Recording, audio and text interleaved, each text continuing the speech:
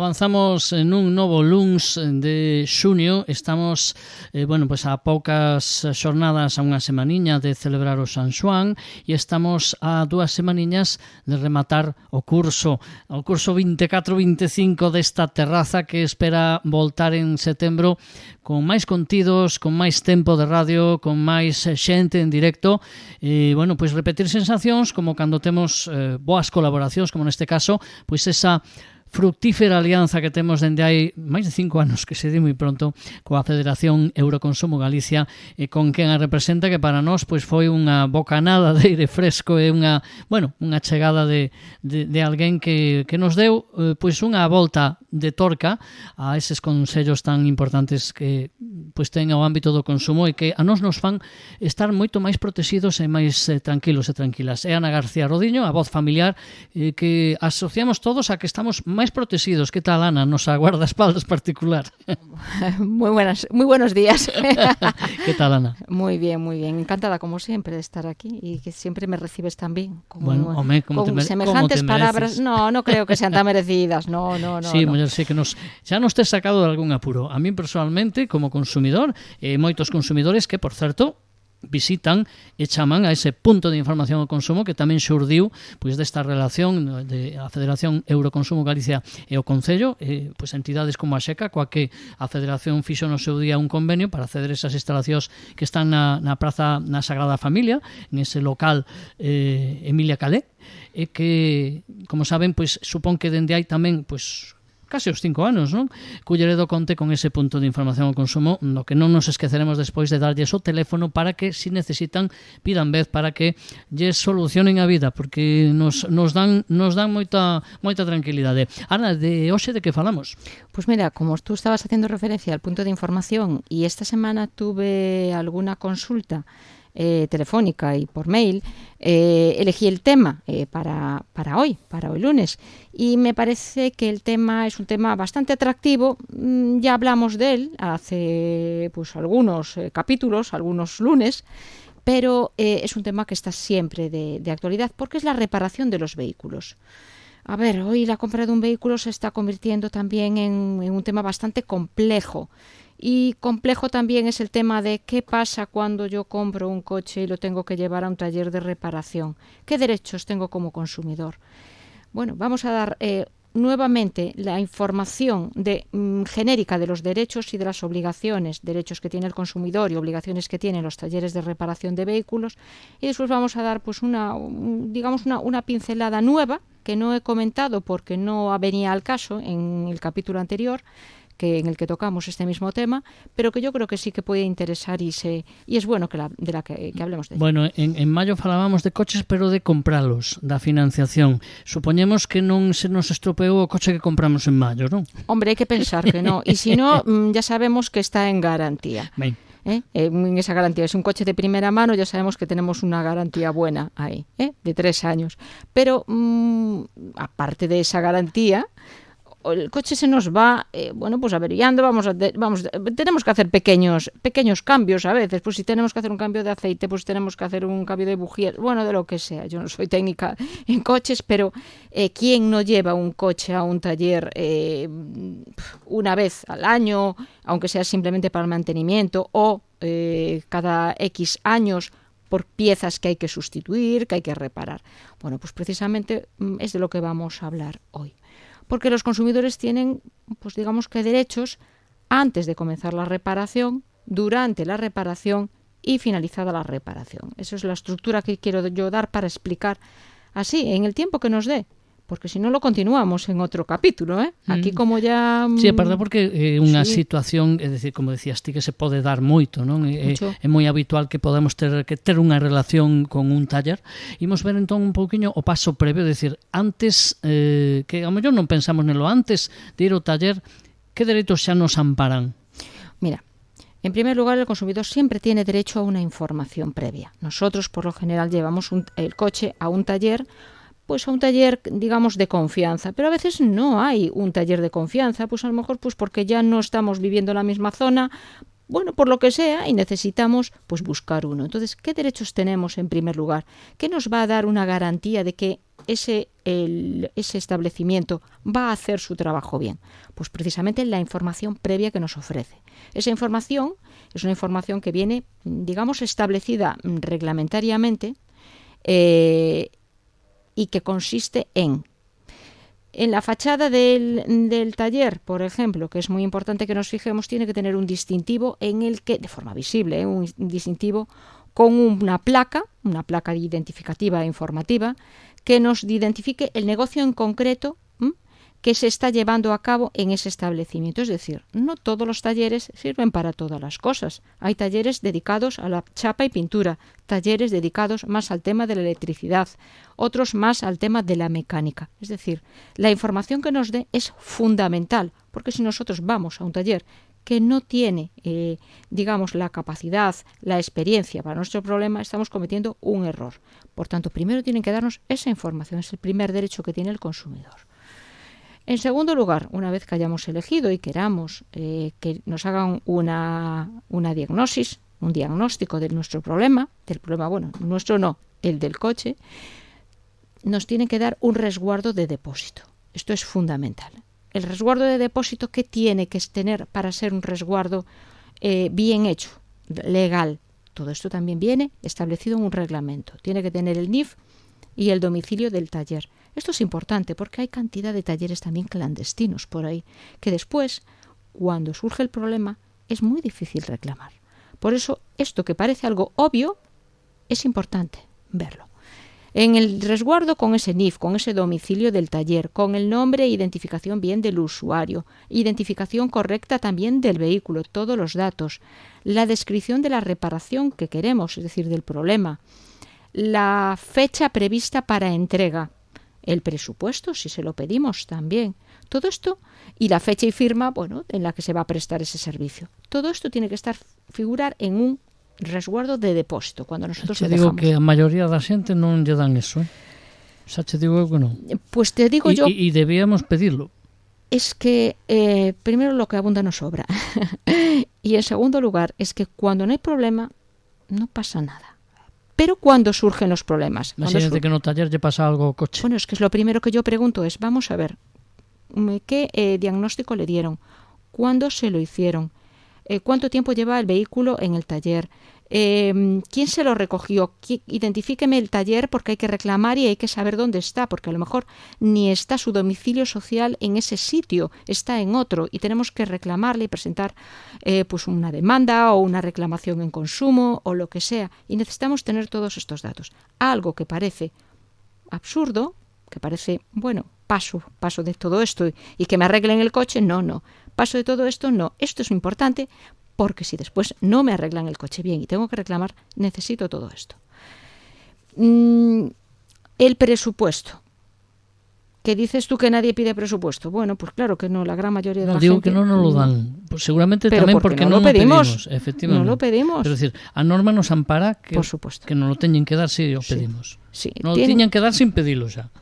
Sí, yo creo que deben, los buenos talleres tienen que ofrecer. ¿Quiere un presupuesto por escrito? Si no lo quiere, no se lo damos. Si quiere un presupuesto por escrito, también le decimos una cosa, se lo vamos a presupuestar el problema y evidentemente tiene un coste. Si usted hace la reparación aquí, nosotros le hacemos la reparación del vehículo, incluyendo pues el gasto del presupuesto, pero si usted lo va a llevar a reparar otro sitio, tiene que pagaros evidentemente el tiempo que hemos invertido en la elaboración de su presupuesto. Esto yo creo que también es entendible para el consumidor, porque a veces un presupuesto se puede hacer simplemente a vuelo pájaro, es decir, mirando y diciendo, pues efectivamente hay que pintar esto, lo veo aquí. Pero hay otras averías mecánicas que requieren probar el vehículo en varias ocasiones, requieren pues hacer desmontaje de piezas, y eso evidentemente tiene un coste y un riesgo también para el propio taller de reparación, porque está retirando a lo mejor unas piezas y pueden resultar dañadas otras. Entonces todo eso tiene que quedar muy claro. El presupuesto debe contener también el plazo de validez, porque no se puede elaborar un presupuesto sin poner un plazo de validez y que el consumidor, diga, me da lo mismo, vengo dentro de un mes, 2 meses. No, porque a lo mejor el coche ya ha empeorado, su diagnóstico ya ha variado. Entonces se suele dar un plazo de validez, yo te digo, a lo mejor de 12 días, es lo normal. Decíamos lo de que se cobra el presupuesto. Evidentemente, si no se hace la reparación, se tiene que cobrar el presupuesto. ¿Qué pasa si un cliente elabora un presupuesto y rechaza ese presupuesto? ¿Qué es lo que decimos? Bien, ¿es libre para rechazar? Sí. No tiene que pagar coste nada más que de elaboración del presupuesto. Después, su derecho de desistimiento para hacer esa reparación existe. Coge, se va y punto. Siempre y cuando pues ese coche no haya estado ahí en depósito pues durante días y días y días por dejadez del propio consumidor, y entonces puede ser que el propio taller le diga, mira, te lo llevas, te lo he presupuestado, pero claro, yo hace 3 meses que tengo tu coche aquí, que me ha ocupado un sitio. Puedo pasarte, evidentemente, un importe por depósito del vehículo que ha estado aquí. Más tiempo del necesario ha estado aquí porque tú no has venido ni a recoger el presupuesto ni has venido a recoger el vehículo. Entonces, también tú tienes unas obligaciones con respecto a este tema. Una vez que se repara el vehículo, pues también los consumidores tienen una serie de derechos. Vamos a poner que el vehículo ya está reparado. ¿Qué derechos le asisten al consumidor? Bueno, le pueden asistir como que la reparación, por ejemplo, ha quedado defectuosa. Si entra con un problema y sale con el mismo problema, está claro que la reparación no está completa. Ha sido defectuosa, está incompleta. Bueno, vamos a ver qué pasa, porque también puede ser que hayan intervenido otros factores. En todo caso, el consumidor lo primero que tiene que hacer es, cuando detecte que el vehículo sigue adoleciendo de ese defecto por el que entró en el taller, pues tiene que ponerlo en conocimiento de ese taller lo antes posible, porque toda reparación tiene también su garantía de reparación. Lo pone en conocimiento. ¿Cómo lo pone en conocimiento? Ojo, yo aquí también digo, póngalo en conocimiento, pero también de una manera escrita. Me dice, pero ¿cómo voy a coger yo y voy a llevarle por escrito? No, le pides una hoja de reclamación, le dices, mira, es que esta avería no ha quedado bien, yo te voy a pedir la hoja de reclamación, que es otro de mis derechos como consumidor, tener hojas de disposición para cualquier cuestión que surja en este sentido, y en esa hoja de reclamación dejar, ya ahí explicado he sacado el coche de aquí, lo he retirado en tal fecha, pero el coche sigue teniendo el mismo defecto. Eso es una garantía también para el consumidor. Tiene que entrar con el sello de la empresa y al consumidor, bueno, pues le queda constancia de eso. Porque si no, parece que si llevamos el vehículo, no se repara debidamente, lo sacamos, lo volvemos, vuelve otra vez a intervenir el taller, vuelve a salir y está mal. No sabemos después cómo explicar en una reclamación cuántas veces ha entrado el taller y por qué motivos. Porque después viene la contraparte. El mecánico del taller dice, no, es que en realidad yo le dije que lo trajese, vino por aquí, pero yo no le miré eso, yo le miré lo otro, me dijo una cosa diferente.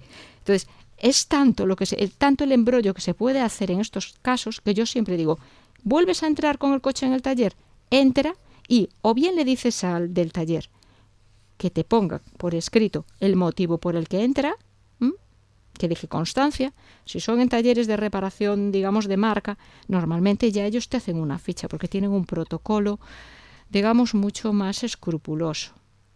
Te hacen una recepción, todos lo sabemos, y entonces ahí se dice, bueno, pues viene, es la segunda entrada, ese problema exactamente igual que el anterior, el de la fecha tal, pero cuando son talleres, digamos, un poquito más caseros, más cercanos, pues como hay tanta confianza, pues no se suele llevar un registro por escrito, y por eso le digo al consumidor, de cada vez que entre, pues si no se lo quieren poner por escrito, le pide la hoja de reclamación y que se la sellen, en la que simplemente diga eso, volvemos a entrar por el mismo problema, a tal fecha sigue el coche con la misma avería. Esa es una constancia buena. Y a partir de ahí, pues evidentemente el consumidor podrá hacer después lo que considere pertinente. Puede ser que se lo resuelvan su problema o que tenga que presentar una reclamación porque no se consiga encontrar el problema y resolverlo. En este caso falamos de que si a empresa o acepta, como sempre, si podemos acudir a xurisdicción, digamos, de arbitraxe, ¿no? Sí, por lo general sí. A ver, los talleres de reparación, mucho más antes, hace años que ahora, estaban adheridos al arbitraje de consumo y se resolvían todas las cuestiones en consumo. Hoy no están todos los talleres adheridos, pero sí muchos sí aceptan el arbitraje en el momento mismo en el que se presenta la reclamación. Y hay mucha reclamación en materia de talleres de reparación, la verdad no es ninguna broma. es muy bueno que haya esta posibilidad de consumo y que se acerquen, que ambas partes quieran ir a consumo, porque estos asuntos metidos en un procedimiento judicial resultan muy largos y muy costosos, sobre todo por el tema de la prueba. Es decir, el consumidor se ve muy desprotegido porque hoy tiene todo, como digo yo, es muy organizado y muy precavido, muy documentado, o si no va a tener mucho problema con la prueba. Hablando de otros derechos también que tiene el consumidor en relación a la reparación en sí, tiene derecho a que las piezas que se sustituyan sean retiradas y conservadas para que las vea el cliente. Es decir, cuando el cliente llega a recoger su vehículo reparado, tiene derecho a ver qué piezas se le han cambiado, qué piezas se le han puesto, que le den la información, documentación acerca de esas piezas, para que se vea que son piezas originales, fiables, que a su vez tienen su propia garantía como piezas nuevas o como piezas también, digamos, reacondicionadas. Sí. Pero también en estas piezas reacondicionadas pues tienen que ofrecer, pues sí, una garantía como pieza de segunda mano, una garantía también de que van a funcionar y que son acordes a la marca, al modelo, que no van a producir daño en ese vehículo. Por eso esa información siempre a mayores es maravillosa. Yo soy de las que digo, incluso, pues no entiendo de pieza, vale, no pasa nada, no entiendo de la pieza, pero le voy a hacer una fotografía a la pieza que usted me acaba de poner. Me queda registrada como una pieza nueva que entra en mi vehículo. Si algún día me da un problema, yo tengo alguna referencia del fabricante, porque muchas veces dan también, pues se ponen pues piezas nuevas que también pueden venir defectuosas. Eso a mí me tiene ocurrido, me tienen cambiado una pieza nueva, tiene salido defectuosa y evidentemente yo le reclamo al taller, que es el que me emite la factura, y el taller que se las arregle con el distribuidor, con ese proveedor suyo de esas piezas determinadas. Eso ya no es una cuestión del consumidor. Entonces, derechos de los consumidores yo creo que tenemos muchísimos. Hay que saber hacerlos bien, hay que saber estructurar bien también nuestra reparación de vehículo, y por eso damos estos pequeños consejillos. Pequenos pero importantísimos, como sempre, como todo o que nos conta cada luns coa Federación Euroconsumo Galicia, Ana García Rodiño, falando de consumo con naturalidade. Grazas. Muy amables, gracias a vosotros por escuchar.